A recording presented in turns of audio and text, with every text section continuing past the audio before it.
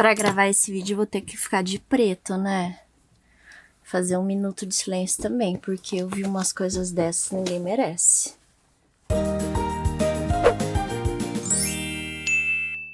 E aí, papos, mames e futuros? Gente, falei, né? Ó, tô de preto porque estou de luto pelas coisas que nós escutamos quando estamos no processo, nas tentativas de ter filhos. Misericórdia. Não seja uma dessas pessoas. Se você já foi, por favor, peça perdão e não faça mais. Combinado? Eu pensei aqui em fazer um top, sei lá, alguma coisa. Olha quem tá aqui. Oiê, tudo bem?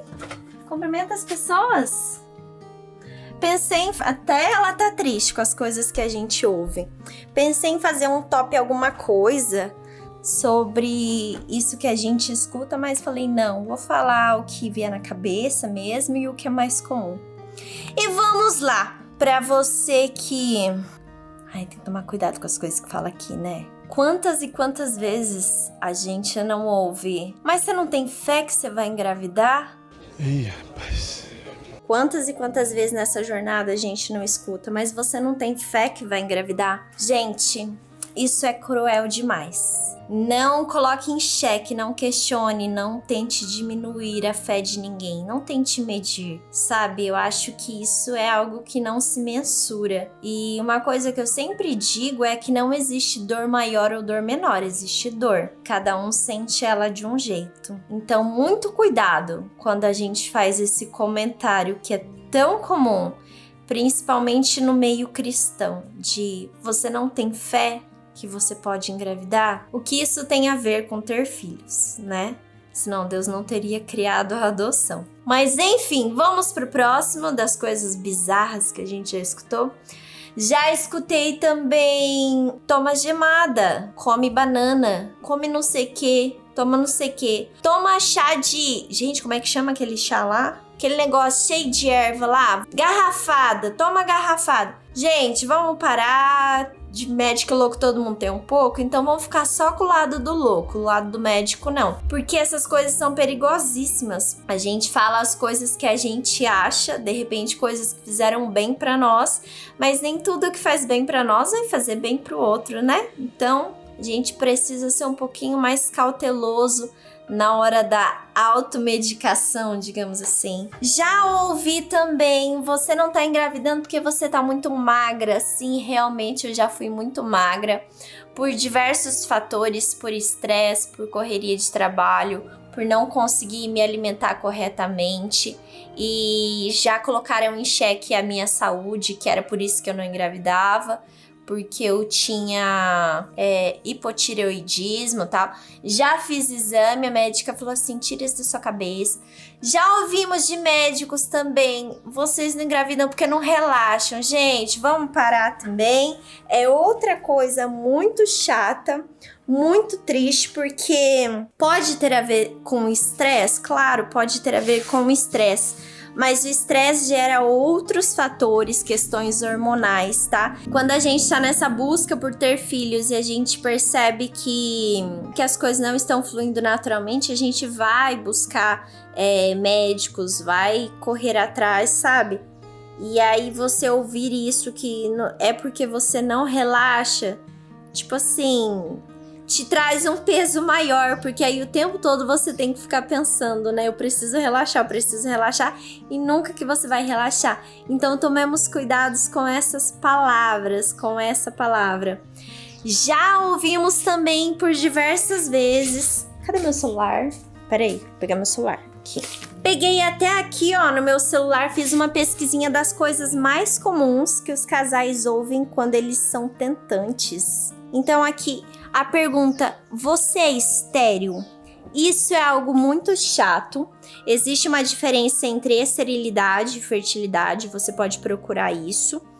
E é muito chato quando a gente faz essas perguntas para as pessoas. Existem vários fatores, várias questões. E quando existe sim um problema de esterilidade, de fato, um baque muito grande, porque a gente não espera aquilo. E ainda que se sonhe com a adoção, é meio que uma sensação de impotência, de um defeito de fábrica, sabe? Mais ou menos isso. Então é preciso tomar cuidado. Outra coisa que tá falando aqui, o que está atrapalhando é a sua idade, o seu peso, que é o que eu falei pra vocês, né? Você tá muito magra. Cuidado, porque você tá ficando velha, você tá ficando velho. Gente, nós não temos, digamos assim, nada a ver com a vida das pessoas, né? Com a idade que elas decidiram ter filhos ou não. Ter filhos é uma responsabilidade gigantesca e eterna, ok? Eterna. Então a gente sabe que os filhos não serão nossos, serão deles, então deixe-os decidir. Aí tem a galera também que quer justificar, meio que dando uma alfinetada. Você não entende porque você não é mãe. Olha, realmente tem muitas coisas que eu só vim a entender depois que eu me tornei mãe. Mas isso não é algo generalizado. E quando a gente diz isso, a gente está querendo dizer não se meta, porque você não sabe o que você está fazendo, mais ou menos isso. Porque depois que a gente é mãe, a gente continua ouvindo outras indiretas, outras respostas. Então, se você fala esse tipo de coisa, tá na hora de parar. E a comparação, gente, como isso dói. Sabe aquele negócio de... Nossa, mas os seus amigos casaram agora, já estão grávidos e você, com tantos anos de casado, ainda não tem filhos. Isso também é algo que dói, porque a gente é estimulado a se comparar com aquela pessoa, porque eu não tenho filhos porque eu ainda não tenho o que ela tem, não faço o que ela faz, e essa não é uma verdade. Os filhos, eles vêm, eles acontecem no tempo de Deus. Então, é bem ruim quando a gente fica meio que jogando uma pessoa contra a outra. Aí tem aquelas pessoas que são as pessimistas, né? Acho que você já tentou tanto tempo ter filho e não conseguiu, é porque não é pra ter. Deus não quer, tem isso também. E quem tem que saber se ele quer ou se ele não quer é ele, né? E quem tem que sentir isso no coração, essa resposta, esse desejo dele, somos nós, como futuros pais ou não. É fato que Deus é capaz de suprir todas as nossas necessidades, todos os nossos desejos. Então, se de repente a gente tem um desejo e não é da vontade dele, ele não vai nos permitir ter aquilo, mas ele vai nos suprir naquilo, entendeu? A gente não vai ter falta de nada. Mas é difícil quando a gente ouve esse tipo de coisa. Então, quando é em relação à adoção, que a gente fala, não, nós vamos adotar, e as pessoas dizem, ai, tudo bem, mas primeiro você precisa ter os seus. Não tem nem o que falar, né, gente? Essa frase a gente tem que ficar de luto mesmo, porque filhos por adoção são nossos filhos. Quando eles ainda estavam no ventre, lá da mãe biológica ou da genitora, como você quiser chamar, Deus já tinha relacionamento com eles, Deus já tinha escrito todos os seus dias no seu livro, Deus já sabia de tudo.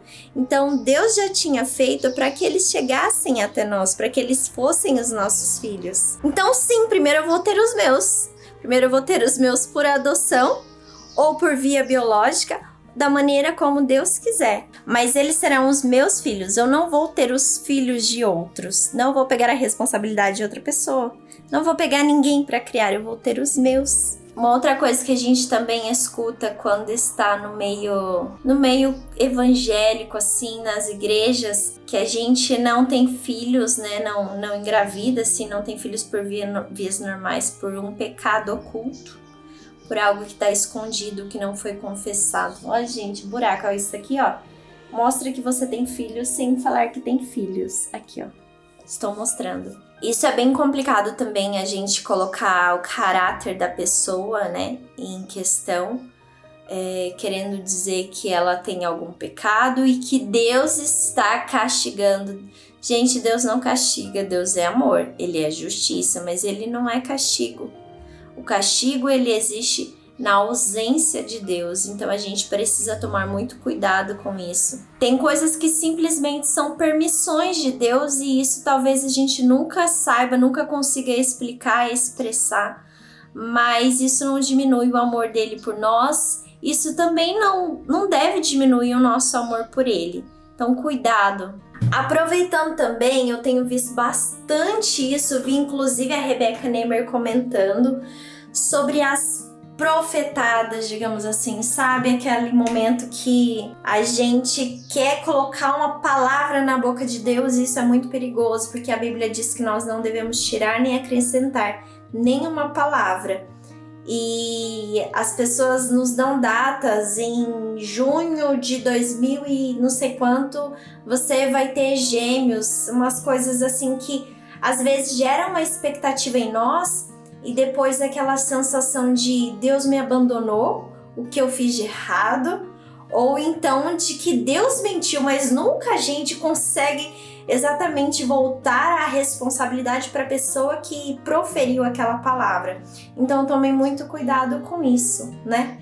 Cuidado com aquilo que você profetiza, que seja realmente algo de Deus, ou então que se há dúvida que você se cale. E para não ficar me alongando nisso, porque eu acho que esse assunto é um assunto extremamente chato, mas só tô falando aqui para dar um toque para vocês, que eu já ouvi, a última coisa que eu vou falar tá entre tantas elas, já ouvi que nós não tínhamos filhos, não estávamos engravidando, porque nós éramos preguiçosos.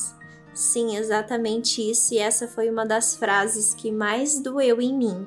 Aquela sensação, a pessoa quis dizer, vocês não estão tentando, não estão tendo relações, por isso não engravidam. Vocês não têm relações porque vocês são preguiçosos. E é muito sério isso, né, gente? Quando a gente quer botar o dedinho ali na vida do outro e querer resolver o mundo, mas na verdade a gente não tem a mente e o coração abertos para enxergar as possibilidades, o trabalhar de Deus, o tempo de Deus.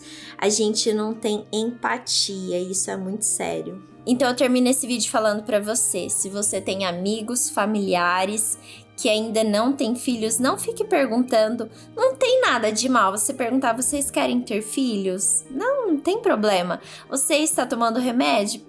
Eu acho isso tranquilo. Se você perceber que a outra pessoa se irrita, que ela se sente constrangida, ok. Mas o problema é você ficar ali, sabe? Cutucando até aquilo ali virar uma ferida. Então é preciso a gente ter cuidado com as nossas palavras. E eu falo sempre que a nossa resposta seja sempre o amor. E é isso que eu tenho colocado sempre no meu coração para que Deus trabalhe muito isso em mim, porque eu preciso muito ser trabalhada nisso. Que a nossa resposta, que as nossas palavras sejam sempre amorosas, sejam sempre temperadas com sal, sejam sempre boas para curar, boas para abençoar, boas para fazer frutificar algo. E aí eu deixo a lição do desenho Bambi. Se você não tem nada de bom para falar, então é melhor que fique quieto. Cuidado mesmo. Ame as pessoas ao seu redor. Quando elas tiverem filhos, quando elas não tiverem filhos, ame e cuide dos seus corações, porque se elas estão ao seu redor, elas são responsabilidade sua também. Um beijão, já pode mandar esse vídeo aí, ó, de indireta para algumas pessoas e pode mandar para os seus amigos também que têm passado por situações assim, para que eles entendam que não aconteceu só com eles, tem acontecido com muita gente, mas a gente está lutando contra isso. Um beijão, até o próximo vídeo.